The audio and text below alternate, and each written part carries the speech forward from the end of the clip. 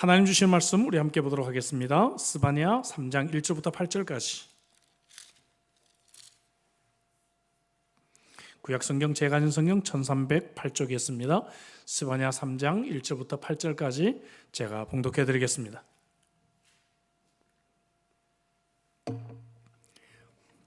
패역하고 더러운 곳 포악한 그 성읍이 화 있을진저 그가 명령을 듣지 아니하며 교훈을 받지 아니하며 여호와를 의뢰하지 아니하며 자기 하나님에게 가까이 나아가지 아니하였도다. 그 가운데 방백들은 부르짖는 사자요 그의 재판장들은 이튿날까지 남겨두는 것이 없는 저녁 일이요 그의 선지자들은 경솔하고 간사한 사람들이요 그의 제사장들은 성소를 더럽히고 율법을 범하였도다. 그 가운데 계시는 여호와는 의로우사 불의를 행하지 아니하시고 아침마다 빠짐없이 자기의 공의를 비추시거늘 불의한 자는 수치를 알지 못하는도다. 내가 여러 날을 끊어버렸으므로 그들의 망대가 파괴되었고 내가 그들의 거리를 비게 하여 지나는 자가 없게 하였으므로 그들의 모든 성읍이 황폐하며 사람이 없으며 거주할 자가 없게 되었느니라. 내가 이르기를 너는 오직 나를 경외하고 교훈을 받으라. 그러면 내가 형벌을 내리기로 정하기는 하였지만 너의 거처가 끊어지지 아니하리라 하였으나 그들이 부지런히 그들의 모든 행위를 더럽게 하였느니라. 나 여호와가 말하노라. 그러므로 내가 일어나 벌할 날까지 너희는 나를 기다리라. 내가 뜻을 정하고 나의 분노와 모든 진노를 쏟으리고 여러 나라를 소집하며 왕국들을 모으리라. 온 땅이 나의 질투의 불에 소멸되리라. 아멘. 여러분 3일 동안도 주의 은혜 가운데 승리하셨으리라고 믿습니다. 온라인으로 함께 연결되신 여러분, 각자의 처소에서 예배 나오신 여러분, 우리 함께 성도들을 생각하며 인사하시면 좋겠습니다. 사랑하고 축복합니다. 유머 가운데 이런 유머가 있죠. 몇 개 나라 사람들이 배를 타고 여행을 하다가 배가 좀 위기에 처해서 누군가 한 사람이 뛰어내려야 되는 상황이 생겼습니다. 근데 영국 사람에게는 당신은 신사나라 사람이 아니요 라고 얘기를 하면 영국 사람은 맞습니다. 저는 신사답게 제가 먼저 뛰어내리겠습니다 하고 물에 그냥 뛰어든다고 합니다. 독일 사람에게는 선장의 명령이요 라고 짧게 말하면 그 명령에 즉각 순종하는 마음으로 바다로 뛰어내린다고 해요. 미국 사람에게는 당신은 생명보험에 거대한 금액이 가입되어 있지 않소라고 도전을 하면 맞습니다라고 이야기를 하면서 생명보험을 생각하며 기꺼이 물에 뛰어내린다고 합니다. 그런데 한국 사람에게는 뛰어내리라고 이야기를 하면 갑자기 일어나서 대한독립만세를 외치고 옆에 있는 일본 사람을 집어던진다고 그래요. 예. 각 나라 사람들마다 특징이 있겠죠. 그리고 우리는 일종의 약간 편견이 있는 것 같습니다. 어떤 나라 사람들은 좀 좋은 나라 사람, 어떤 나라 사람들은 원래 국민성이 그렇다 이런 편견이 있는 것 같지만 사실 솔직히 말씀드려서 각 나라별로 별로 차이가 없는 것 같아요. 오히려 그런 편견을 가진 것이 좀 인종차별주의적인 생각이 아닌가 그런 생각을 하게 됩니다. 특별히 저는 40여 개 국가를 저는 방문한 적이 있고 또 저는 공부를 또 인터컬처럴 스터디스를 하면서 여러 나라 문화들을 비교하고 분석하는 일들을 오랫동안 해왔습니다. 그럼 사실 결론적으로 정말 신앙적인 관점에서 보면 그 나라 사람이나 그 나라 사람이나 똑같다 하는 걸 보게 됩니다. 단지 어떤 나라는 교육이 좀 부족해서 먹고 사는 것이 조금 힘들어서 다른 나라보다 또 좀 그런 문제가 좀 많은 나라들이 있고요. 그렇다고 겉으로 그런 문제가 없는 나라는 괜찮은가? 더 고급적인 범죄들이 많죠. 그렇지 않습니까? 예, 더 뭡니까? 고차원적인 그런 죄악들이 훨씬 더 많이 있다 하는 것을 우리가 보게 되는 것입니다. 하나님의 시각으로 볼 때는 여러분 모든 민족들이 하나님 앞에서 죄인이다 하는 것을 우리는 여겨질 수밖에 없습니다. 오늘 특별히 여러 나라들의 뉴스들을 바라보면서 우리의 마음이 아픕니다. 우리는 미군이 철수하면서 아프가니스탄의 그 사태들을 생생하게 화면으로 보면서 이런 생각이 들 거예요. 참 미군들 나쁘다. 20년 동안 그렇게 있어 놓고서 왜 이렇게 또 갑자기 저렇게 실수해서 전화를 버리느냐 생각하지만, 또 한편으로 또 우리가 좀 냉정하게 생각해 보면 20년 동안이 기회이지 않았을까 생각해요.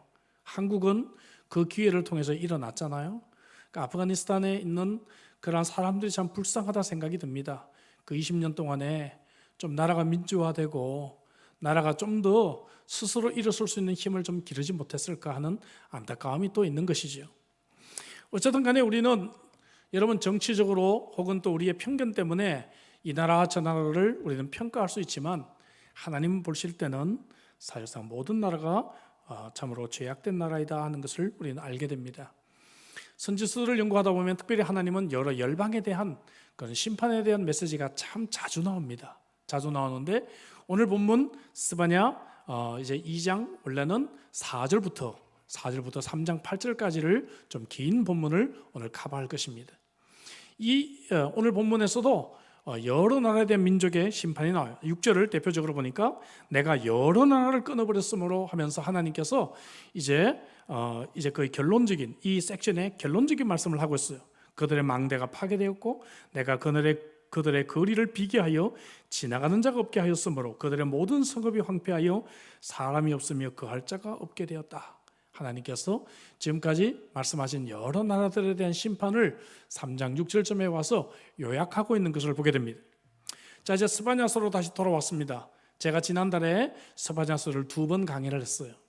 스바냐서 9절을 다시 한번 복습해 보면 1장 1절이 표제였고요. 2절부터 2장 3절까지 여기서는 여호와의 날에 임할 서론적 심판 예언이 나타났습니다. 그래서 소선지서의 첫 번째 주제가 뭔가 하면 바로 유다를 향해 회개를 요청하시면서 하나님의 심판을 경고하는 것인데, 스바냐서는 바로 이런 소선지서를 요약하고 있습니다. 그래서 이제 이 앞부분에서 소선지서의 첫 번째 주제를 이미 요약을 했습니다. 그리고 두 번째 살펴본 이제 오늘 이 본문 2장 4절부터 3장 8절 이 두 번째 이 섹션에서는 열방의 심판과 예루살렘에 대한 예언이 나타나고 있어요. 이것은 역시 소선지서의 두 번째 메시지들을 요약하고 있습니다. 이것은 바로 전 세계에 대한 심판의 메시지, 또 유다의 심판에 대한 메시지, 이것들을 포함하고 있는 그러한 말씀이라고 우리는 설명해 볼 수가 있습니다. 마지막 섹션은 3장 9절부터 3장 20절까지. 그래서 여기는 범세계적인 회심과 영화로운 시대에 대해서 예언을 하고 있습니다. 이 부분은 다음 주 수요일 날 말씀을 함께 생각해 보려고 하고, 이 부분이 스바냐서의 가장 하이라이트가 되는 그런 말씀이 되게 될 것입니다. 지난번에 우리가 2장 3절을 결론으로 지었습니다. 2장 3절에 세 가지 이행이 나오죠. 여호와를 찾으며 공의와 겸손을 구하라. 여호와를 찾으라 했어요. 여호와를 찾으라. 이것은 영적으로 먼저 하나님을 예배하고 하나님의 말씀에 순종하는 것이다 했습니다. 하나님이 원하시는 것이 영적으로 여호와를 찾는 것. 또 두 번째는 의를 찾으라 했죠. 의를 찾는 것은 도덕적으로 윤리적으로 하나님의 백성답게 살아가는 것입니다. 하나님의 기준으로 하나님이 요구하시는 그러한 도덕적이고 윤리적인 삶을 사는 것, 의를 찾으라. 그 다음 세 번째, 겸손을 구하라 라고 하는 것. 이것은 내가 개인적으로 하나님의 성품을 닮아가는 것, 그죠? 하나님의 도움을 구하면서 그리스도의 성품을 닮아가는 그러한 자세, 나 개인에게 특별히 적용해야 될 말씀이다 해서 우리는 영적으로 또 도덕적으로 또 개인적으로 세 가지 적용을 하고 2장 3절에서 우리가 결론을 맺었습니다. 자, 이제 말씀드린 대로 2장 4절부터 3장 8절에 이르는 좀 긴 본문입니다. 오늘 저는 3장 1절부터 8절까지만 읽었어요. 그러나 이 긴 부분에 걸쳐서 하나님은 온 세상에 대한 심판을 예언하시면서 3장에서는 유다에 대한 심판을 말씀하고 계십니다. 자, 여러분, 제가 아까 말씀드린 대로 소선지서에서는 열방에 대한 심판이 많이 나온다라고 말씀드렸는데, 특별히 예를 들어서 어떤 민족을 지정해서 심판을 예언한 성경도 있어요. 오바댜 같은 경우는 에돔 족속을 심판의 예언을 했죠. 또 나훔은 니느웨 성에 대한 심판을 집중적으로 했습니다. 그러나 이렇게 많은 민족을 포괄적으로 심판을 예언한 선지자를 말하고 한다면 아모스 선지자입니다. 아모스는 6개 민족에 대한 심판을 예언했어요. 시리아, 블레셋, 두로, 모압, 암몬, 그리고 이제 에돔, 그 다음에 자기 나라 동포 유다까지, 이렇게 7개 이방 나라 6개와 자기 나라까지 포함하면 7개 나라에 대한 심판을 예언을 하게 됐어요. 그래서 사실 제가 첫 시간에도 말씀드렸지만 스바냐서는 아모스 성경을 많이 이제 영향을 많이 받았다라고 말씀을 드립니다. 스바냐는 이제 아모스가 이렇게 6개 이방 나라를 얘기했지만 스바냐는 방향적으로 동서남북 이렇게 네 개 지역으로 나눠서 온 세상에 대한 하나님의 심판을 예언하고 있습니다. 제일 먼저 서쪽에 나와요. 서쪽에는 어디가 있는가? 블레셋이 있습니다. 블레셋이 있고, 반대로 동쪽에는 모압과 모압과 암몬이 있습니다.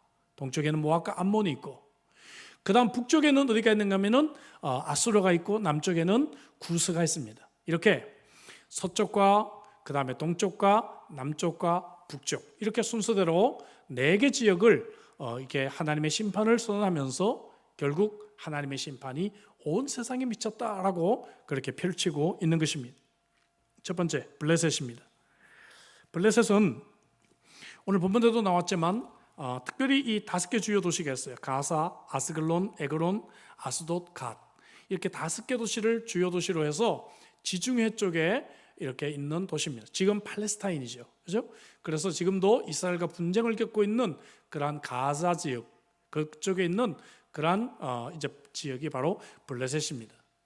자, 이 사람들이 언제 생겼는가 정확하게 알 수는 없지만 역사가들은 아브라함 시대 때부터 이미 이제 그곳에 블레셋 사람들이 지중해를 타고 그곳에 와서 정착하기 시작했을 것이다, 그렇게 추정을 합니다.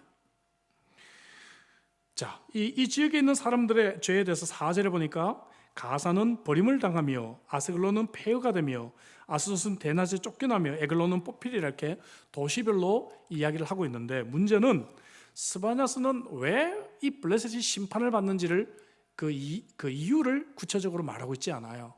흥미롭습니다. 왜 그런가? 다시 말씀드리지만 아모스가 이미 구체적으로 예언을 했기 때문에 그래요. 그래서 우리는 그 이유를 보기 위해서 아모스를 우리는 찾아봐야 됩니다. 아모스 1장 6절을 보니까 여호와께서 이와 같이 말씀하시되 가사의 서너 가지 죄로 말미암아 내가 그 벌을 돌이키지 아니하리니. 자, 가사는 블레셋이죠. 이는 그들이 모든 사로잡은 자를 끌어 에돔에 넘겼음이라.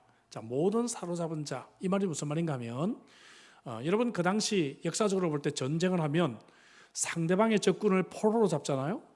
포로로 잡으면 반드시 노예로 죽이든지 노예로 팔든지 하게 돼 있어요. 근데 여기 모든 사로잡은 자라고 말한 것은 무엇인가 하면은 적군뿐만이 아니라 일반 시민들이 포함되어 있다는 것을 의미합니다. 다시 말하면 적군만 노예로 파는 것까지는 뭐 이해가 할 수 있는데, 적군이니까 군사력이니까. 근데 일반의 남녀, 일반 시민, 민간인까지 모조리 사로잡아 노예로 팔았다는 것이죠. 블레셋은 말씀드렸지만 도시가 작기 때문에 많은 노예가 필요가 없었어요. 그러니까 이들은 노예 장사를 했다고 말해요. 여기서 사람을 잡아다가, 일반 시민을 잡아다가 에돔이라고 하는 지역에, 인구가 적잖아요. 그 지역에다가 노예 장사를 했다는 것이죠. 여러분, 하나님이 이거 보실 때 엄청난 죄악이라는 것을 하나님께서 고발하고 있는 것입니다. 단지 그들은 사람을 팔아서 경제적인 이득을 취하고 있었다는 것입니다.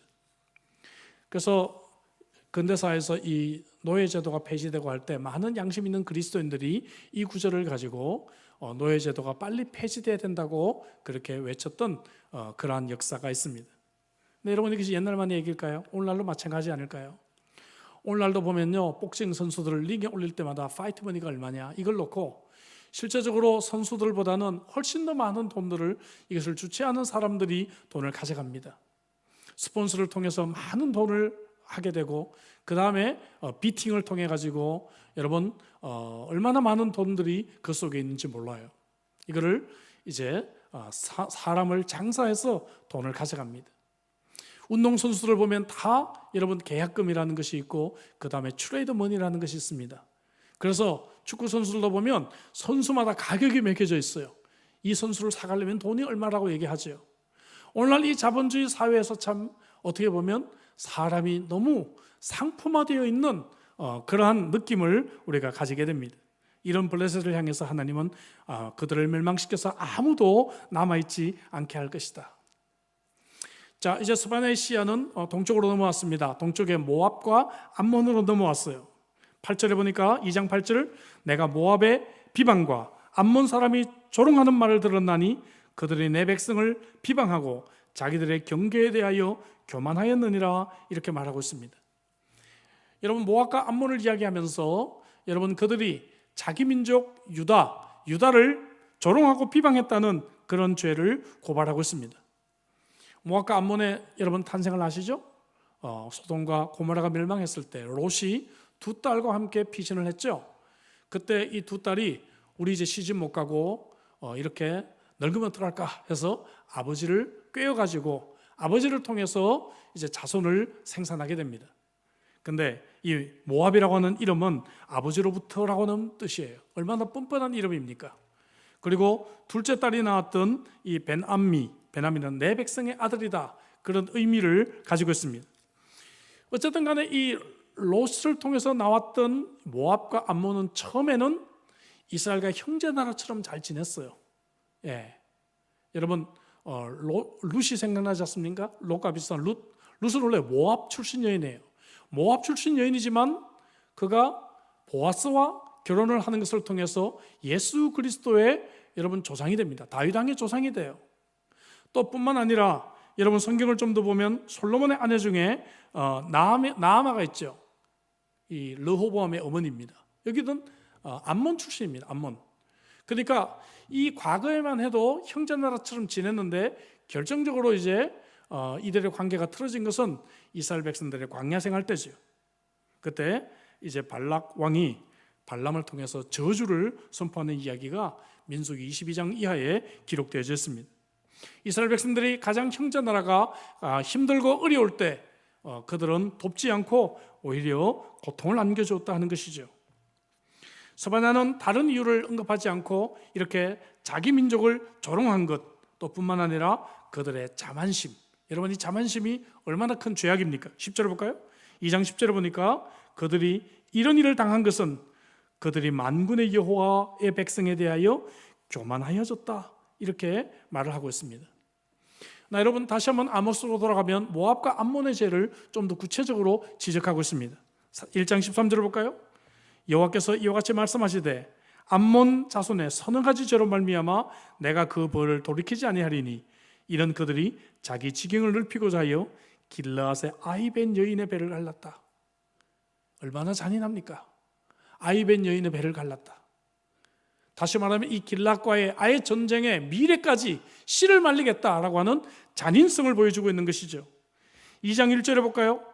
또 모압의 서너 가지 죄로 말미암아 내가 그 벌을 돌이키지 아니하니 이는 그가 에돔 왕의 뼈를 불살라 죄를 만들었다.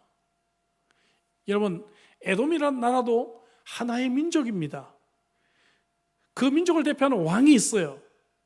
근데 그 나라를 정벌하고 그 나라를 벌하는 것에서 멈추지 않고 그 나라의 자존심까지 건드린 거죠. 그 나라의 왕의 무덤을 파가지고요, 다시 뼈를 불살라서 죄를 만들어버리는 거, 이거 얼마나 그 나라를 정말 수치스럽게 하고 모욕하는 행위입니까? 너무너무 잔인하죠.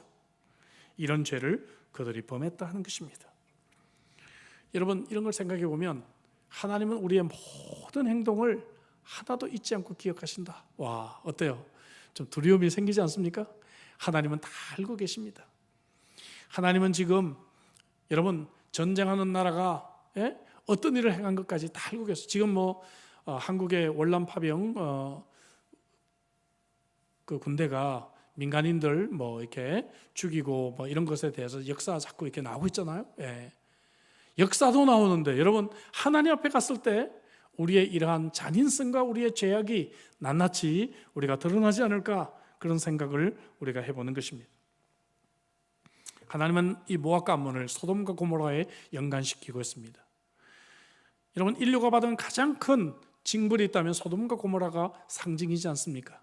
그런데 소돔과 고모라의 연관을 지키시면서 그들을 심판을 예언하고 계십니다. 지리적으로 소돔과 고모라가 암몬과 모압과 암몬에 굉장히 가까운 것에 있죠. 굉장히 섬뜩한 그런 심판의 말씀이었을 것 같습니다. 세 번째는 구스입니다. 구스 2장 12절에 보니까 구스 사람들아 너희도 내 칼에 죽임을 당하리라 하면서 구스를 말하죠. 구스는 말씀드린 대로 이제 서쪽 동쪽을 지나서 남쪽으로 왔습니다. 스바냐 시대에는 구스가 가장 남쪽에 있는 나라라고 생각이 되었을 것입니다. 그렇죠? 그 이상의 오늘 말하면 남아프리카라든지 이런 나라들은 그때는 상상도 하지 못할 그러한 시기지 않았어요? 그러니까 구스는 지금의 에티오피아인데 아마 스바냐 시대 세계관으로 가장 남쪽에 있는 나라.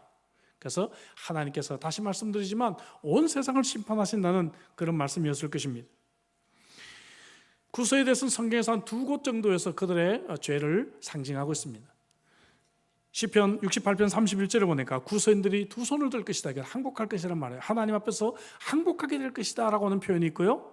특별히 이사야 18장에 보면 1절에 보니까 슬프다 슬프다. 구스인들이 굉장히 공격적이고 그리고 두려운 사람들이기 때문에 구스인들에 대해서 슬프다 이렇게 시작하는 말씀이 이사야 18장에 나옵니다. 그래서 구스인들의 구체적인 죄악은 이곳에서 언급하고 있지는 않지만 다시 말씀드리지만 스바냐의 관심은 이 지구 끝까지 세상 끝까지 하나님의 심판이 미친다는 의미로 가장 남쪽에 있는 구스를 선택한 것 같습니다. 그 다음 북쪽입니다. 아수르는 원래 북동쪽에 있지만 그럼에도 불구하고 그들이 쳐들어올 때는 항상 북쪽을 통해서 내려왔기 때문에 아수르는 북쪽을 상징합니다. 2장 13절에 보니까 여호와가 북쪽을 향하여 손을 펴서 아수르를 멸하며 니느웨를 황폐하게 하여 사막같이 메마르게 하리니. 니느웨는 아수르의 수도죠. 아시죠? 예. 가장 위협이 되고 있는 나라가 그 당시 아수르라는 것을 이미 말씀을 드렸습니다. 그래서 사실 그 당시에 이 아수르의 수도였던 니느웨는 난공불락의 그러한 도시였습니다. 성읍이었어요. 얼마나 이 성읍이 견고했는지요. 절대로 이 성읍은 무너지지 않을 것이라는 그러한 확신이 그들에게 있었습니다. 자신들뿐만 아니라 이웃 나라들도 니느웨는 멸망하지 않을 것이라는 그런 생각이 그들에게 있었다 그 말이죠. 니느웨가 멸망하리라는 것은 아무리 성경이 말을 해도 아무리 선지자들이 예언을 해도 절대로 그들에게는 실감 있게 와닿지 않습니다. 마치 오늘 이런 겁니다. 미국이 세상에서 가장 가난한 나라가 될 것이다. 여러분 상상이 되세요? 상상이 안 되시죠? 예, 전 정말 상상이 안 돼요. 제가 방문했던 나라 중에 제일 가난한 나라가 마다가스카르인데요. 예, 세계 5대 빈민국 중에 하나입니다. 그곳에 처음에 공항에 도착해서 선교팀 데리고 도착했는데요. 처음 도착했을 때 선교팀원들이 막 입이 이렇게 나왔어요. 아니, 아무리 못해도 공항은 그래도 좀 건물답게 지어놔야지. 막 그렇게 생각하고요. 어떻게 공항이 연탄 공장 같냐고. 예? 그렇게 막 얘기를 하면서 공항을 빠져나갔어요. 마다가스카르에서 일주일 사역을 하고 나서 이제 비행기 타고 떠나려고 공항으로 오는데 멀리서 공항 건물이 보니까 막 우리 팀원들이 다 놀라서 우와 마다가스카르에서 이렇게 멋있는 건물이 있어? 그러고 우리가 다 바뀌었어요. 처음에 도착했을 땐 연탄 공장 같았는데 일주일 마다가스카르에 있다 보니까 공항 건물이 최신식 건물로 보이는 거 있죠. 근데 오늘날 미국이 마다가스카르보다도 더 가난한 나라가 될 것이다. 상상이 되십니까? 상상이 안 되죠? 그런 것처럼 그 당시 니느웨가 멸망하리라 이 말씀은 상상이 되지 않는 그런 말씀이었다 하는 것이죠. 그런데 하나님은 그들에 대해서 분명한 멸망을 외칩니다. 2장 15절을 볼까요? 2장 이는 기쁜 성이라 염려 없이 거주하며 마음속에 이르기를 오직 나만 있고 나 외에 다른 이가 없다. 이런 보세요. 얼마나 니느웨가 그래서 교만하고 자만합니까? 오늘 마치 우리의 모습 보는 것 같아요. 락다운 해도 정부에서 돈 주고 하니까 특별히 아쉬운 것 없고 하지 이렇게 생각하는 우리가 있다면 얼마나 이것이 하나님 앞에서 자만할까 그런 생각해 보았습니다. 여러분 바로 니느웨 사람들이 어느 민족도 우리 민족을 어느 민족도 우리 성을 빼앗을 수가 없다는 그러한 생각 때문에 그들은 굉장히 자만하고 비웃었다 하는 것이죠. 15절을 볼까요? 15절 보니까 그들의 세속적이고 자기 도취에 빠진 이 태도가 지적이 되고 있습니다. 하나님이 필요 없다 이거죠. 오늘 얼마나 많은 사람들이 하나님이 별로 필요하지 않다고 느낍니까? 제 아내하고 가끔 근래에 과거에 우리가 청년 때 혹은 고등학생 때 신앙생활 했던 얘기를 가끔 하게 됐는데 그때 가끔 산기도 같은 얘기를 했어요. 산기도 가면 정말 간절하게 기도하고 막 했잖아요. 그때는 기도할 게 참 많았던 것 같아요. 근데 오늘날 보면 왜 이렇게 기도할 제목이 없다고 생각할까? 오늘날 기도할 제목이 더 많은데, 그것은 아마 우리가 현실적인 문제들이 많이 해결되다 보니까 더 중요한 기도의 제목을 잊어버리지 않았나, 그런 안타까움을 가지고 있습니다. 나훔수에서 아까 말씀드린 대로 특별히 니느웨의 죄악을 지적하고 있죠. 1장 4절, 14절에 보니까 그들의 우상 숭배를 지적합니다. 3장 1절에서는 그들이 얼마나 잔인한 폭력을 베풀었는지를 또 그들에게 지적하고 있어요. 3장 4절에서는 마술과 음행이 나옵니다. 이런 것들을 통해서 그들은 하나님을 거역하고 지은 죄들을 이제 고발당하고 있는 것을 보게 됩니다. 여러분, 이들의 죄가 어찌 오늘 우리가 무관할 수 있겠습니까? 오늘 얼마나 많은 저와 여러분들이, 현대인들이 우상 숭배와 폭력과 마술과 혹은 음행의 죄로 우리도 니느웨 같은 심판 앞에 직면하고 있습니까? 오늘 우리는 지금까지 동서남북에 걸쳐서 여러분, 유다를 둘러싸고 있는 세상의 사람들의, 그 세상 나라들의, 열방들의 심판의 이유들을 살펴보았지만, 이것은 하나의 역사 이야기가 아니라 저와 여러분들의, 오늘날 현대인들의 바로 자화상이 아닐까, 그런 생각을 해봅니다. 이제 오늘 3장에서 두 번째로 유다의 심판에 대한 말씀으로 이어지고 있습니다. 우리는 이미 1장에서 유다가 왜 심판을 받는지 이유를 우리는 이미 생각해 보았어요. 간단하게 말하면 우상숭배와 세속화를 우리는 정리할 수 있어요. 그들의 우상숭배, 이방민족을 따라 그들이 우상을 섬기고 이방민족의 그러한 문화를 따라 세속화가 되었다는 것이죠. 기억나십니까? 이방 사람들의 옷을 그대로 입고 있었다. 이런 것을 통해서 그들은 세상 문화와 하나도 다를 것이 없는 그리스도인의 삶을 우리에게 지적하고 있는 것입니다. 오늘 본문은 계속해서 두 가지 이유를 더 설명하고 있습니다. 하나는 뭔가? 그들이 불순종과 불신의 죄를 범했다는 것입니다. 2절에 보니까 그가 명령을 듣지 아니하며, 불순종이죠. 교훈을 받지 아니하며 여호와를 의뢰하지 아니하며 자기 하나님께 가까이 나아가지 아니하도다. 하나님의 말씀에 순종하지 않고 하나님을 신뢰하지 않고 하나님을 의지하지 않는 저와 여러분들은 어떤가요? 오늘 저와 여러분들은 정말 하나님의 말씀을 읽을 때마다 이 말씀을 고민하고 이 말씀에 순종하기 위해 노력하는 자들입니까? 우리는 어떤 일마다, 작은 일마다 혹은 큰 일마다 하나님을 신뢰하고 하나님을 의지하고 하나님께 피하는 자들입니까? 아니면 우리는 사람을 의지하고 환경을 의지하고, 그래서 우리는 이 락다운이 지속되면서 우리는 환경 때문에 질식을 당하고 우울증에 쉽게 빠지게 되고 사람을 의지했다가 우리는 상처를 당하는 그러한 자들입니까? 하나님을 순종하지 않고 불신했던 이러한 유다의 죄는 바로 오늘 저와 여러분들의 죄일 것입니다. 또 한 가지 제가 지적이 됩니다. 3절 4절에 보니까 지도자들의 범죄입니다. 이런 글을 읽을 때마다, 이런 말씀을 들을 때마다 제 마음속에 참 아픔이 있습니다. 저를 향한 하나님의 말씀 같습니다. 우리 모두를 향한 하나님의 말씀 같습니다. 네 종류의 지도자가 나옵니다. 첫째, 방백이 나옵니다. 방백이라고 하면 정치 지도자, 이렇게 말할 수가 있겠죠. 오늘날 정치인들, 세상을 다스리는 사람들, 부르짖는 사자다 했어요. 사자가 왜 부르짖어요? 뭔가를 더 잡아먹기 위해서 부르짖습니다. 모조리 그냥 파괴시키고 멸망하고 그냥 다 잡아먹으려고 부르짖겠죠. 재판관들은 저녁 일이다 했습니다. 여러분, 일이가 저녁이 되면 날카로워지고 사나워집니다. 그리고 속셈을 차립니다. 선지자들은 경솔하고 간사한 사람이다 했습니다. 여러분, 이것이 선지자들과 어울리는 말이 아니지 않아요? 그렇죠? 반대가 되어야 했죠. 선지자들은 진지하고, 그리고 선지자들은 신실한 사람이라고 표현해야 되지 않겠습니까? 제사장들은 성소를 더럽히고 율법을 범하는 자들이다. 얼마나 반대적인 표현이 여기에 기록되어 있습니까? 제사장들이야말로 성소를 깨끗하게 하는 자들이고, 제사장들이야말로 하나님의 율법을 누구보다도 모범적으로 지켜야 될 그러한 사람들이어야 되겠죠. 오늘 이 말씀이 얼마나 부끄러운지 알 수가 없어요. 사회의 여러 가지 큼직한 죄악마다 그리스도인들이 모두가 함께 그 속에 포함되어 있고, 그리고 언론에 헤드라인을 기록하고 있는 타이틀마다 목사라는 타이틀이 함께 등장을 할 때가 참 많이 있는 것 같습니다. 너무나 부끄럽고 이 말씀 앞에 참으로 가슴이 아픕니다. 유다를 심판한 이유, 이러한 지도자들이 범죄했다 하는 것입니다. 하나님은 따라서 이제 결론적으로 이 모든 것들을 볼 때 하나님의 공의 때문에 유다를 심판해야 된다라고 이제 5절 6절에서 말씀하고 있습니다. 이런 죄악들을 계속해서 보여줬잖아요. 그러니까 이제 5절 6절에는 이런 죄악을 볼 때 하나님의 공의는 도저히 용납할 수가 없다는 것입니다. 5절에 보니까 여호와는 의로우사 불의를 행하지 아니하시고 아침마다 빠짐없이 자기의 공의를 비추시거늘 불의한 자는 수치를 알지 못하는도다.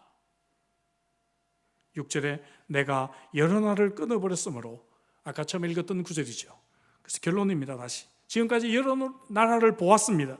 그들의 망대가 파괴되고 거리가 비게 되고 지나가는 사람이 없고 모든 성읍이 황폐하고 사람이 없고 거할 자가 없을 것이다 라고 하나님께서 하나님의 공의에 비춰서 그들을 이렇게 심판하실 것을 말씀하고 있습니다. 저는 6절의 말씀이 얼마나 오늘날 이 코로나 시대에 좀 적용이 되는지 알 수가 없어요. 그렇지 않습니까? 지금 거리들을 다녀보면 지나가는 사람이 없습니다.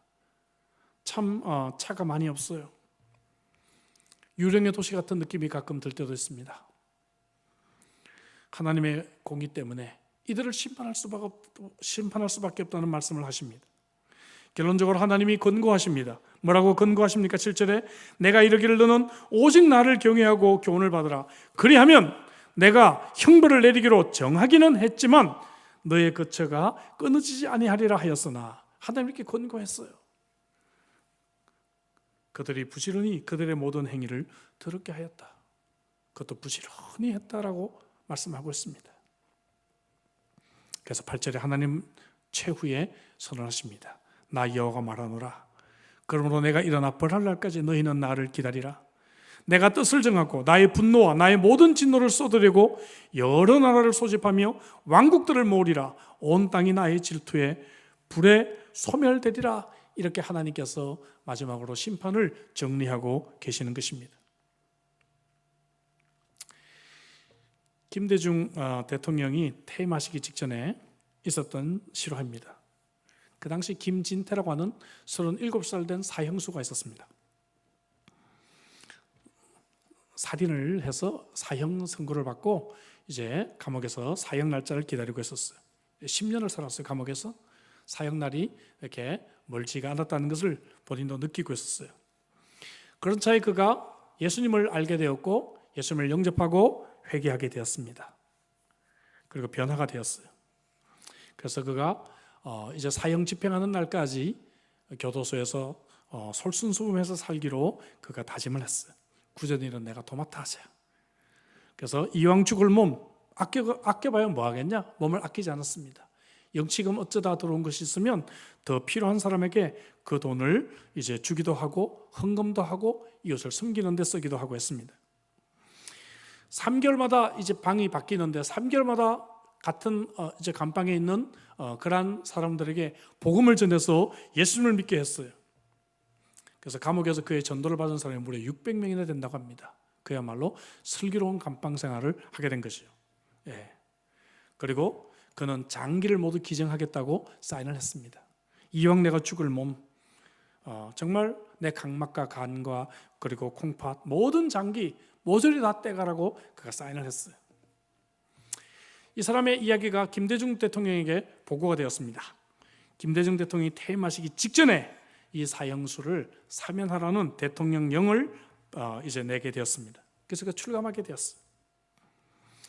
여러분, 너무 늦기 전에 지금이라도 회개하고 돌아오는 자에게 하나님의 은혜가 있는 줄로 믿습니다. 하나님은 지금이라도 한 사람이 회개하고 공의와 겸손을 구하는 자, 다시 2장 3절로 돌아가면 여호와를 찾고 공의와 겸손을 구하는 자들에게 하나님은 은혜를 베풀어 주신다는 것이죠. G.K. 체스터턴이라고 하는 위대한 우리의 멘토가 있죠.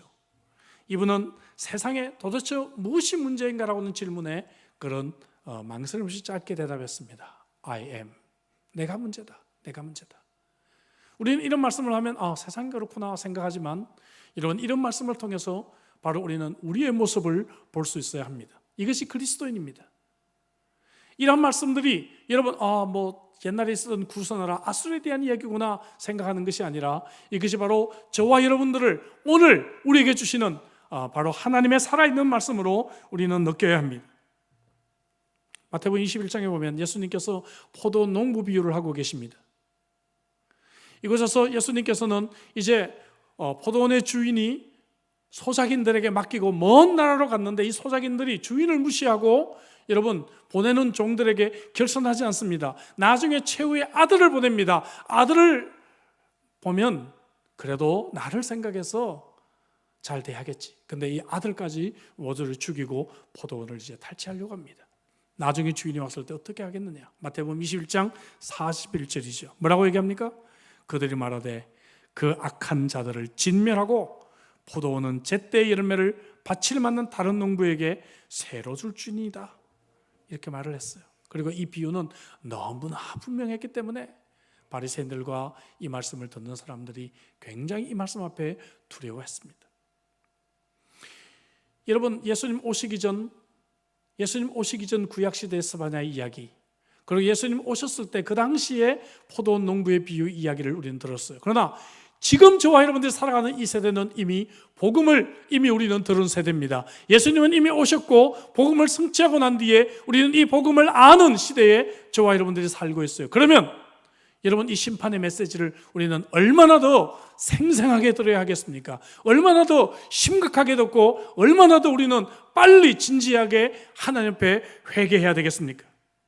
하나님의 심판이 임하기 전 우리는 여호와를 찾고 공의와 겸손을 구해야 될 줄로 믿습니다. 하나님은 온 세상을 심판하십니다.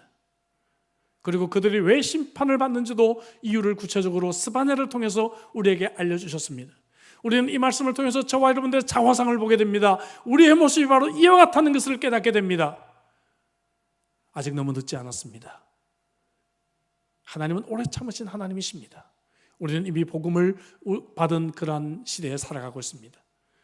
여러분, 오늘 스바냐서에 있는 말씀을 통해서 다시 한번 여호와께 돌아오는 저와 여러분들이 되시기를 주의 이름으로 축복합니다. 기도하십시다. 주신 말씀 가지고 우리 기도하도록 하죠. 스바냐서 2장 4절부터 3장 8절에 있는 이 긴 본문은 온 세상을 심판하셔야만 되는 하나님의 이유를 설명하셨습니다. 우리는 이 이유를 보지 않아도 알지만 이유를 볼 때마다 이것이 바로 나를 향한 말씀이구나 하는 것을 깨닫게 됩니다. 선지자들의 이 모든 말씀은 결국 유다를 향했고 유다를 향했던 그 말씀은 결국 저와 여러분들을 향한 살아있는 오늘의 말씀입니다. 이 말씀 가지고 우리 한번 기도하며 나아가도록 하죠. 하나님, 은혜 주시옵소서. 여호와를 찾고 공의와 겸손을 구하는 자가 되게 하옵소서. 나를 위해서 기도하고요, 우리 가정을 위해 기도하고 우리 교회를 위해, 그리고 세상을 위해, 세상이 하나님을 두려워하고 하나님께 돌아올 수 있도록 우리 한번 간절한 마음으로 이 말씀 가지고 기도하도록 하겠습니다. 기도하시겠습니다. 좋으신 아버지 하나님, 감사합니다. 주님, 열방을 향하여 심판을 선언하시고 그의 사랑했던 유다를 향하여 심판을 예언하신 아버지 하나님의 그 말씀을 가슴 아프게 함께 증거했습니다. 주님의 말씀이 곧 나를 향한 하나님의 살아있는 오늘의 말씀으로 믿습니다. 주님 아버지, 여기에 내 모습이 있습니다. 여기에 우리의 모습이 있습니다. 여기에 우리 성도들의 모습이 있고 여기에 바로 이 민족의 모습이 있나이다. 주여 불쌍히 여겨 주옵소서. 긍휼히 여겨 주시옵소서. 주여 아버지 하나님, 이제 우리가 아버지 이러한 죄악의 모습을 들었사오니 이제 우리가 아버지 하나님의 겸손하게 무릎 꿇어 하나님께 나아가며 우리의 죄악을 하나님께 고할 수 있도록 도와주시고, 오늘도 영적으로 여호와를 찾고 아버지 도덕적으로 윤리적으로 우리가 의로운 자가 아버지 되게 해주시며 겸손히 여호와를 찾는 주의 백성들이 되게 하여 주옵소서. 세상에 망하여진 이 문화들을 바라봅니다. 주님, 세상에 이기적인 아버지 모습밖에 남지 않은 나라들 간의 무역전쟁과 싸움과 전쟁을 바라봅니다. 주여 아버지 하나님, 주여 이 민족을, 이 지구촌을 불쌍히 여겨 주시옵소서. 우리의 죄악을 하나님 용서하여 주시옵소서. 아버지 하나님이여, 어속히 그리스도의 계절에 오게 하여 주시고, 예수 믿는 우리가 이것이 바로 세상의 문제가 나의 문제임을 고백하며 나 한 명이 하나님 앞에 회개하고 눈물 흘리며 주 앞에 아버지 옷을 찢으며 회개할 수 있도록 아버지 하나님의 아버지 긍휼을 구할 수 있도록 주여 우리를 불쌍히 여겨 주시옵기만을 간절히 계속해서 코로나 이 시대를 위해서 한번 기도하면서, 그리고 이 지구촌을 위해서 한번 기도했으면 좋겠습니다. 하나님께서 이 코로나 시기가 속에 종식되게 하시고, 코로나로 인해서 고통당하고 있는 사람들을 주께서 불쌍히 주시기를 위해서, 코로나로 인해서 고통당하는 확진된 우리 한인 선교사만 해도 참 많이 있더라고요. 그들을 위해서 좀 기도해 주시기를 바랍니다. 또한 뿐만 아니라 코로나로 고통당하는 특히 제3세계 위해서 특별히 간절하게 기도해 주시면 좋겠고요.